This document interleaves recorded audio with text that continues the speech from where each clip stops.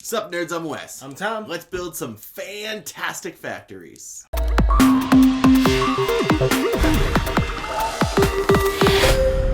Fantastic Factories is, you said kind of like Tableau and engine building, because I wanted to say it was engine building, but you are right that like some of the cards that you put down are kind of like mostly just for your Tableau. You're just trying to build up what you got in front of you, right? Yeah, you build engines within your Tableau if you're if you want to build some engines in your Tableau. Right. But a lot of the cards you build are just like extra abilities or just points. Right, like you can build an engine, but it's not the whole. All you're doing is putting pieces, putting cogs together so that the engine flows faster and more efficiently and whatever. Mm-hmm. It's not necessarily Wingspan, which I think is pretty good because there's so many different abilities on these cards that when you have a good Tableau out, you have all these different options for ways to get points instead of just trying to run this exact process that you really want to happen. Yeah. You know what I mean? And I like that there's two different like victory point conditions. Like you get you're going for the most victory points, but you get points on the buildings that you build or on the crates that you get. But like you don't have to get any crates. You can just like hit buildings hard, or you can get a handful of buildings and just focus everything on crates. Because the game, like, there's only really 3 resources in the game. There are the metal, energy, and cards. Because cards are a resource that you spend. Mm-hmm. And how you play this game, again, we're not here to tell you, all the rules and everything, but just to give you the gist, will take about 30 seconds. You draft a card, then roll your dice and spend your dice. When you draft a card, you either draft a building into your hand, you take one of these, like, one-time use special abilities, right? Then you roll your dice, and you spend the dice. On your board initially has to do with getting you more cards, more energy, and more more of the iron or whatever, metal. And then when you spend those resources to build the cards, which help you do things more efficiently and faster, and sometimes you can spend dice, you can modify dice, there you go, that's it. Yeah, that is the whole game, is that you take a card, roll your dice, and then use your dice / spend resources to build buildings. Right. And that's the whole game. It plays really quick. The drafting is, again, it's a card. So even in a 4 or 5 player game, the draft goes really fast because everybody take a card. And then everything else happens simultaneously. So it's not like there's not really a lot of downtime. There's not a lot of waiting. It moves really quickly. Now, the only negative I would say about that is that this game doesn't have all that much player interaction. Like the draft is important. Don't get me wrong. When you see people, if you want to make sure you get a certain card and somebody else doesn't get a certain card, and you know how many copies of a card is out there, so you could say, well, I know he already took both of those, so I want to make sure I get the third one when it comes out. There's some like set collecting cards where if you get one of these, it's 2 points. 2 of them is 5 points. 3 of them is 9. You could see some people going for things like that, and you can spend a resource to wipe the row. So you're like, ooh, even if I don't want that, I can wipe it to make sure that he doesn't get that. Right. Now, I always prefer a bit more player interaction, but this game is really light and really quick. Yeah. That aspect doesn't even bother me. I mean, to be honest, pretty much every Deepwater game I've played so far has been a game where it takes like less than 10 minutes to learn the rules. Yeah. Like this, Sovereign Skies, Trial of the Temples, and Welcome to. Those are the only ones I've played so far. But yeah, they're all like play probably in under an hour and take like 5 to 10 minutes to learn the rules. Yeah, so this is definitely a game that, like, it's not winning any awards from me. I mean, depending on what category our awards were in and what game show we're getting awards. Right. Yeah, I agree with you. It's not, I don't love, well, I don't know. I don't know if I'd say I don't love it. So it didn't do anything that, like, blew my mind. But I really enjoyed it. It definitely hits the niche of you can play it with slightly younger kids. It's a good family game. Like, the theme does nothing for me, but it's also not offensive. Like, it's not, like, underdeveloped. It's not, like, chibi or a cartoony. Like, it's just... Well, I mean, it's kind of cartoony. Oh, it's cartoony, but it's not a cartoony that's like, oh, this game is, like, smacking you in the face what with was ridiculousness. The Marvel United was, like... Yeah. Honestly, that art was a negative for me on the game.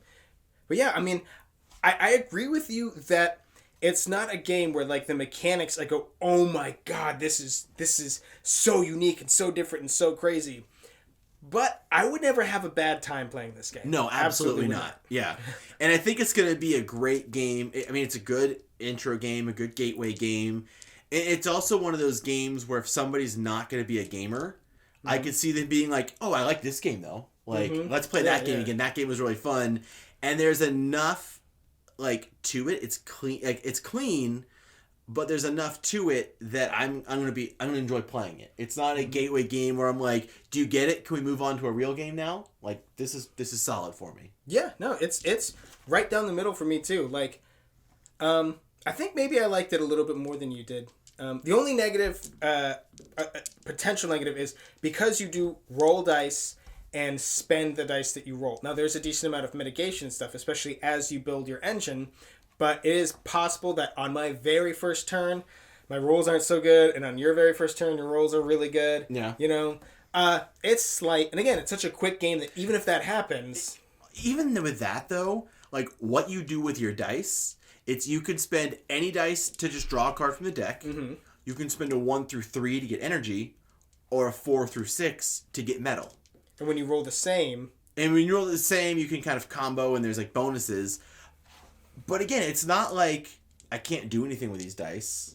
Because you can spend any dice researching cards. Mm-hmm. So there is no, like, can't do anything with these dice. True. Because it's just 3 resources, and you spend your dice to get them. But, like, okay, so there's that one card that I had that was, like, spend 2 dice that are the same, and 5 energy to get 2 crates. And it's a relatively low-scoring game, so 2 crates, 2 points is a decent amount. That's a solid turn. I rolled 4 3s. So I'm going to put both 3s here to get 7 energy, and then I'm going to put the other 2 3s over here to trigger that card. That's just like the dice were just perfect for you right there. Okay, great. You know, so like that type of thing could happen where you just go, you know, but I mean, that can happen in Catan too. So, absolutely. But it's a light enough game though. Like that doesn't kill it for me for sure. No, again, like I'm trying to find things that I don't like about it. I will say one thing I did really like about it is when you build buildings, you spend energy and metal and a card to do it. But it's not just a card. It's a card, like the cards have types. Mm-hmm. So to build one of these blue hammer cards, you have to discard another blue hammer card plus the resources. Mm-hmm. So saying there's only a few resources, like that does expand it a little bit because I guess you could say that each type of card is its own resource, even though you're drawing from the same deck. I just really like that because a lot of times, like the types kind of mesh with what they did, and you're like, ooh, I like both of these, but I've got to discard one to build this building. And that is a good thing to like teach newer players. Like, especially, I still play with new people kind of all the time.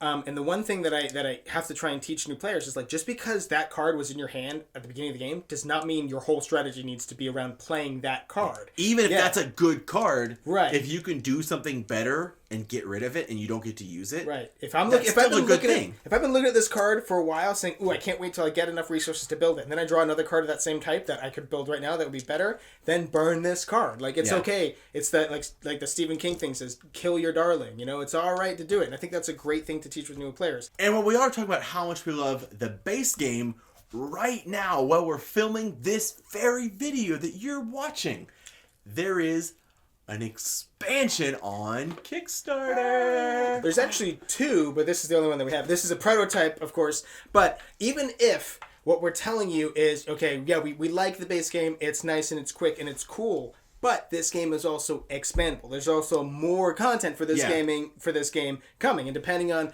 when we get around to editing this video, maybe you can go back it right now. And some of the stuff that is in this expansion, we have gotten to check it out. You've got unique player powers. You've got an additional resource that lets you modify your dice so that if Tom does get that baller roll and I don't, maybe I have this resource that lets me modify my dice a little bit to give me a better roll. So all those things that make me go like, oh yeah, all of those things would make this game even more fun for me. Right. This game just does have an awful lot of design space within it to expand it and give you more stuff, I guess.